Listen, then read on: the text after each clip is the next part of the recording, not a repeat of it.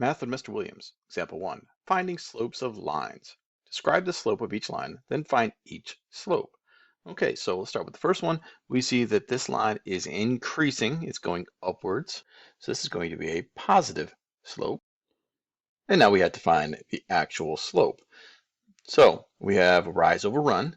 So a quick, easy way to do it, if I see my two dots, is to count my boxes up, which is 5, and then I count my boxes to the right. So this represents the rise and the run. So rise goes on top and the run goes on the bottom. So my slope is 5/6.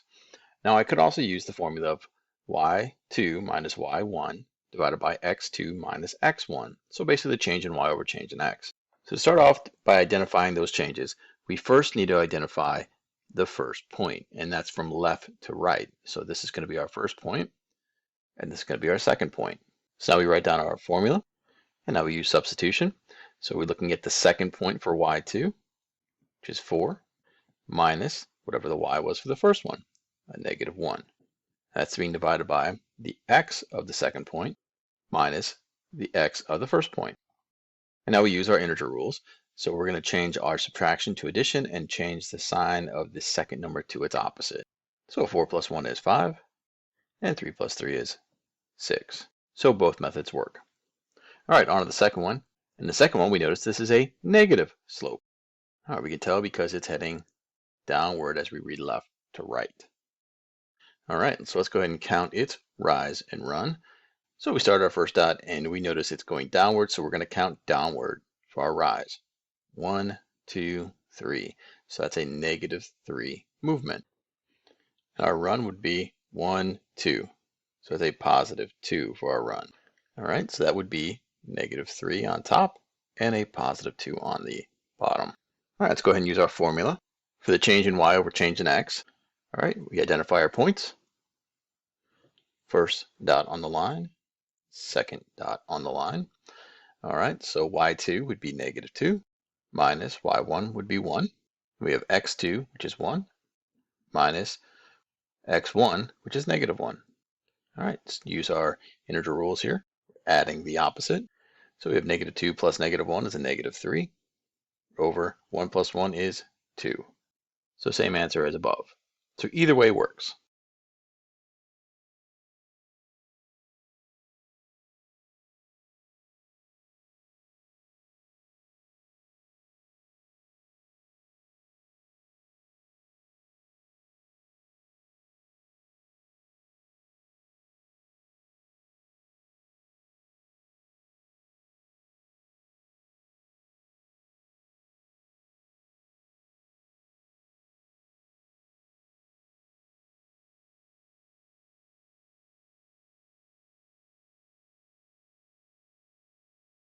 Math with Mr. Williams, example 2, identifying parallel lines. Which lines are parallel? How do you know? We're looking for lines that have the same slope.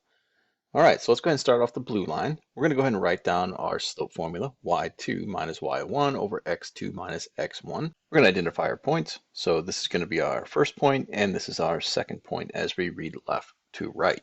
So we're going to go ahead and find y2, which is 2, minus the -2, and that's over -3 minus -4. All right, let's use our integer rules here. So we have adding the opposite. So 2 plus a +2 this time. And this is a -3 plus a +4. So 2 plus 2 gives me 4. And that's over -3 plus a +4 is a 1. So on the first one, our slope is 4/1. All right, let's go ahead and do our red line now. Okay, let's go ahead and write down our formula. Identify our points. So this is going to be our first point, and this is going to be our second point. Let's go ahead and substitute our numbers in. We have 3 minus -2 on top, and 1 minus 0 on the bottom. All right, let's go ahead and use our integer rules. All right, 3 plus 2 is 5, and 1 plus 0 is just 1. So we have 5/1 for its slope. On to our green line. All right, let's write down our formula. Identify our points. So we have the first point, and we have our second point. Let's use substitution. So we have 1 minus a -3 on top, and 4 minus 3 on the bottom. Using our integer rules, we're going to add our opposites. All right, 1 plus 3 gives me 4.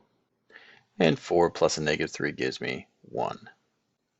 All right, so between the three lines, we can see which ones have the same slope. It's going to be our blue line and the green line because they have the same slope of 4 over 1.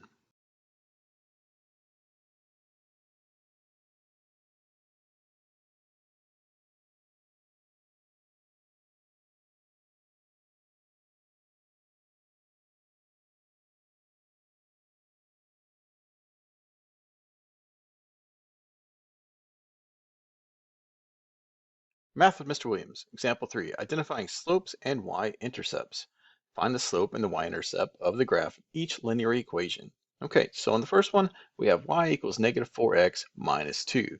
Well, if we identify first, we're looking for a number that is being multiplied to a variable. This is the slope, the negative 4 here. We also know him as the rate, the coefficient, and the multiplier of the situation. Okay, but then we have this minus 2. Well, this negative 2 is the y-intercept. He's also called the constant. He's our starting location. He's where x equals 0. He's the number that is added or subtracted by itself. All right, on to the second one. And this one's in a different format. We have y minus 5 equals 3 over 2x. So we want to change this to the slope-intercept form. So we're going to move this minus 5 to the other side. In order to do that, we're going to draw a line of equality. We're going to notice that I see subtraction here. And to cancel out the subtraction, we're going to add 5 to it to make it 0. It's going to cancel. But to keep it fair, we need to do the same thing to the other side. So this side's going to cancel out, leaving us the y equals 3 over 2x plus 5. All right, and so now we can identify all our parts. So we know the number is multiplied to the variable is our slope, and we know the constant or start or y-intercept is the number that is added or subtracted. So 5 is our y-intercept. Math with Mr. Williams. Example 4. Graphing a linear equation in slope-intercept form. Graph y equals negative 3x plus 3. Identify the x-intercepts. So the first thing we're going to do is we're going to find the slope and the y-intercept. So we understand that the negative 3 is being multiplied to a variable, so he is our slope. And we're going to rewrite that as a fraction, putting it over the number 1. All right, and now we need to find the y-intercept. So we know he's the number that's added or subtracted without a variable. So we know he is a positive 3. All right, step 2, the y-intercept is positive 3. So we put it in the format of 0, positive 3. And we're going to plot where that's at. So we start at the origin, and we don't go left or right because the x is 0, but we do go up to 3. We make our mark. All right, step 3, use the slope to find another point and draw the line. All right, and we know our slope is a negative 3, 1. So remember, negative 3, 1 means rise over run. So our rise would be a negative 3, meaning we go downward 3 spaces, and we go to the right 1. So we go down 3, we move to the right 1, and now we have our new point at 1, 0. All right, step 4, the x-intercept is, well, we can see this is where it's going to cross the x line. So he's going to be that 1, comma 0 for our x-intercept.